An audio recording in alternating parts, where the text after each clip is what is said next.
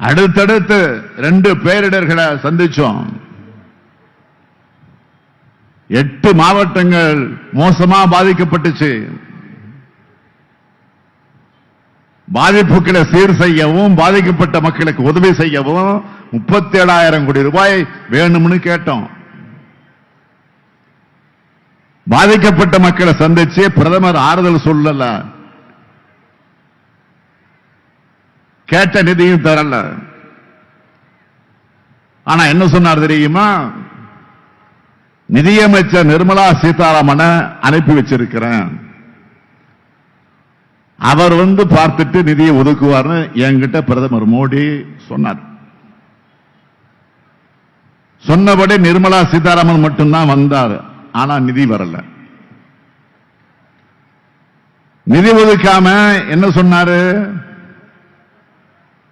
நீங்க சும்மா சும்மா கேட்கறது போலாம் தர முடியாதுன்னு நக்கலா பதில் சொன்னார்.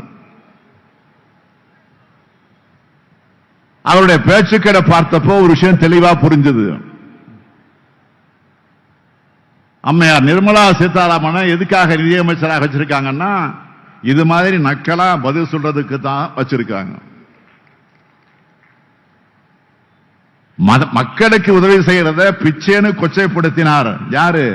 நிதியமைச்சர் அந்த அம்மையார் நிர்மலா சீதாராமன் அவர்கள் பிச்சேன்னு கொச்சைப்படுத்தினார்.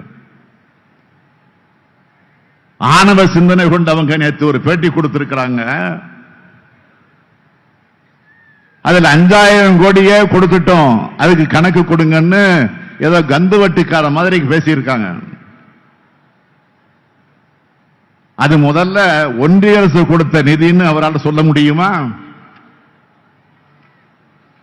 சொல்ல முடியாது. ஏன்னா அது வெளிநாட்டு வங்கிகள் தமிழ்நாட்டுக்கு கொடுத்த கடன். அந்த கடனையும் தமிழ்நாடு அரசு தான் திரும்ப கட்ட போகுது. மக்களுக்கு புரியணும்னு கொஞ்சம் விளக்கி சொல்றேன். பொதுவா ஏடிபி, கேஎஃப்டபிள்யூ மாதிரியான வெளிநாட்டு நிதி அமைப்புகள்ல தமிழ்நாடு அரசு கடன் வாங்கினா அந்த பணம் முதல்ல ஒன்றிய அரசோட கணக்குக்கு வந்துதான் மாநில அரசுக்கு டிரான்ஸ்பர் ஆகும். அப்படி மாநில அரசு வாங்கின கடன் எப்படி ஒன்றிய அரசோட நிதியாகும்?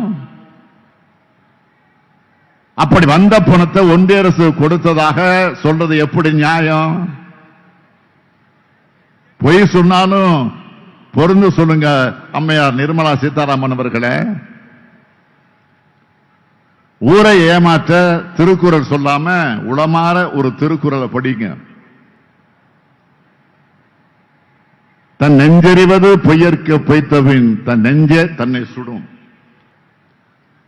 எதுக்குமே நிதி கொடுக்காம பிரதமர் மோடி மாதிரியே நிர்மலா சீதாராமனும் வாயாலேயே வட சுடுறோம். மாண்புமிகு நிர்மலா சீதாராமன் அவர்களே,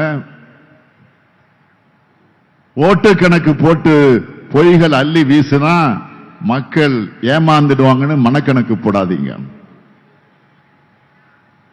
நாலு கணக்கில் தான் உங்க ஆட்சி இருக்கு. ஆணவத்தில் தப்பு கணக்கு போடாதீங்க.